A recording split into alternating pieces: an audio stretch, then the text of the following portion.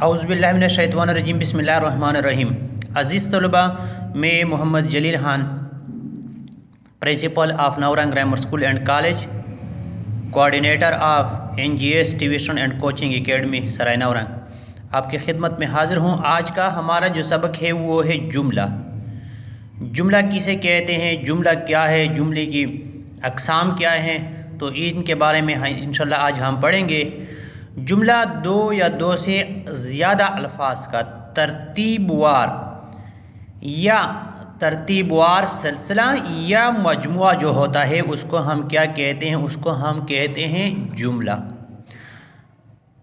یعنی الفاظ بھی ہوں، الفاظ کا مجموعہ بھی ہو، دو یا دو سے زیادہ الفاظ، اور وہ کیا ہوں، وہ ترتیب وار بھی ہوں۔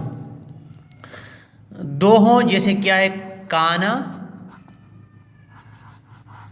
کاؤ، تو یہ دو الفاظ ہیں، اس سے زیادہ بھی ہو سکتے ہیں، اور ترتیب وار بھی ہو۔ ترتیب کے بارے میں ہم انشاءاللہ پڑھیں گے نیچے کہ ترتیب وار کا کیا مطلب ہے، ترتیب وار کسے کہتے ہیں، ترتیب کسے کہتے ہیں۔ تو دو یا دو سے زیادہ الفاظ کا ترتیب وار مجموعہ جملہ کہلاتا ہے۔ مثلا ہم سبق یاد کر رہے ہیں، تو یہ کیا ہے، یہ الفاظ کا کیا ہے، مجموعہ ہے۔ جیسے کیا ہے، ہم، یہ کیا ہے، یہ لفظ ہے، سبق، یاد، اس طرح کر رہے اور اس طرح ہیں، تو یہ کیا ہے، الفاظ کا ایک ترتیب وار مجموعہ ہے۔ ترتیب وار کیا ہے، اب اگر ہم ان الفاظ کی جو اردو کے ایک عام جملے کی جو بناوٹ ہے، اگر ہم اس کو کیا کریں، تبدیل کر لیں، تو پھر کیا ہوتا ہے، ان الفاظ کی جو ترتیب ہے وہ تبدیل کر لیں، جو ترتیب ہے الفاظ کی اس کو ہم تبدیل کر لیں، تو پھر یہ کیا ہوتا ہے، یہ جملہ نہیں رہتا۔ جیسے کہ میں ان کو تبدیل کر رہا ہوں، آپ ذرا سنیے گا، رہے ہیں، سبق یاد ہم، تو الفاظ کی جو ترتیب ہے وہ اردو کے قواعد یا جملے کی جو قواعد ہیں ان کی روح سے ہم نے اس کو چینج کیا ہوا ہے، تو چینج کر دیا، تو یہ کیا ہے، اس کو ہم جملہ نہیں کہہ سکتے۔ یہ الفاظ کا مجموعہ ہے لیکن جملہ نہیں ہے، کیونکہ ان کی ترتیب جو ہے وہ ٹھیک نہیں۔ اس طرح جویریہ کپڑے دھو رہی ہے، تو یہ بھی ایک جملہ ہے، ان میں الفاظ بھی ہیں اور الفاظ کی ایک خاص ترتیب بھی ہے، تو اس وجہ سے ہم اس کو کیا کہہ سکتے ہیں، جملہ کہہ سکتے ہیں، ان کو ہم جملہ کہیں گے۔ اب ایک اردو جملے کی ترتیب کیا ہوگی، جسے ہم کہتے ہیں کہ ترتیب وار، تو یہ ترتیب کس طرح ہونی چاہیے۔ ایک عام سادہ سا جملہ جو ہوتا ہے اردو کا، اس میں سب سے پہلے کیا آئے گا، فاعل آئے گا، جیسے کیا ہے، یہاں پہ یہ فاعل ہے، یہ فاعل ہے، تو سب سے پہلے کیا آئے گا، فاعل آئے گا، اس کے بعد مفعول آئے گا۔ یعنی فاعل کیا ہے، فاعل کے بارے میں ہم نے پڑھا ہے، فاعل کے بارے ہم پڑھ چکے ہیں کہ فاعل کیا ہوتا ہے، کام کرنے والا، اس کو ہم کیا کہتے ہیں، اس کو ہم فاعل کہتے ہیں، سبجیکٹ جس کو انگریزی میں کہتے ہیں۔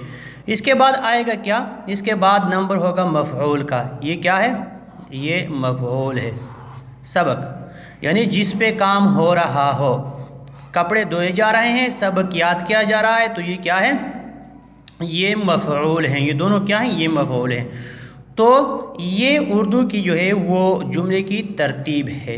اس کے بعد کیا آتا ہے، اس کے بعد آتا ہے فعل، فعل جسے کیا ہے، یاد کرنا،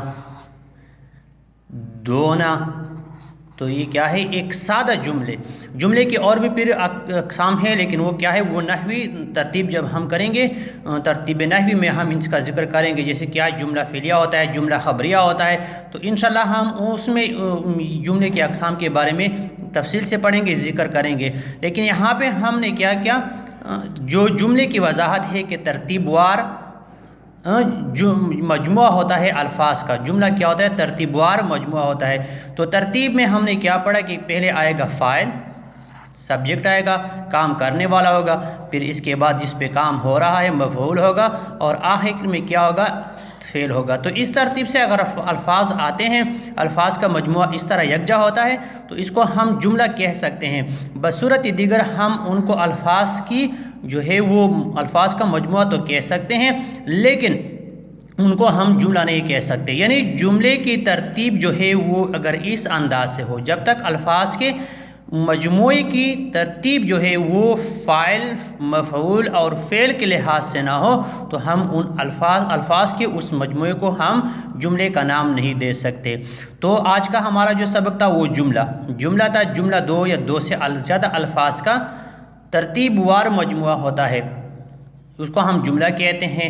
جیسے ہم سبق یاد کر رہے ہیں جویریہ کپڑے دھو رہی ہے، تو ترتیب آپ پوچھ سکتے ہیں، کوئی پوچھ سکتا ہے، بچے جو ہیں وہ سوال کر سکتے ہیں کہ ترتیب کیا ہے، الفاظ کی ترتیب کیا ہونی چاہیے۔ تو ایک عام سادہ سی جملے میں ہم جو ترتیب رکھتے ہیں، جو ترتیب ہونی چاہیے ہماری، وہ یہ ہے کہ پہلے فاعل آئے گا، پھر مفعول آئے گا، پھر فعل آئے گا۔ جیسے یہاں پہ میں نے ظاہر کر دیا، ہم کیا ہیں، ضمیر ہیں، یہ کیا ہے، یعنی کسی اسم کی جگہ استعمال ہوا ہے، تو یہ کیا ہے، یہ فاعل ہے۔ اس کے بعد کس چیز پہ سب جو ہے وہ کام ہو رہا ہے، سبق یاد ہو رہا ہے، سبق پہ کام ہو رہا ہے، تو وہ کیا ہے، وہ مفعول ہو گیا۔ فعل کیا ہے، یاد کرنا ہے، تو یاد جو ہے وہ فعل ہو گیا۔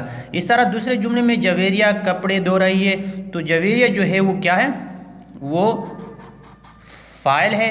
کپڑے جو ہیں ان پہ کام ہو رہا ہے، کپڑے دھوئے جا رہے ہیں، تو کپڑے جو ہیں وہ مفعول ہے اور دھونا جو ہے وہ فعل ہے۔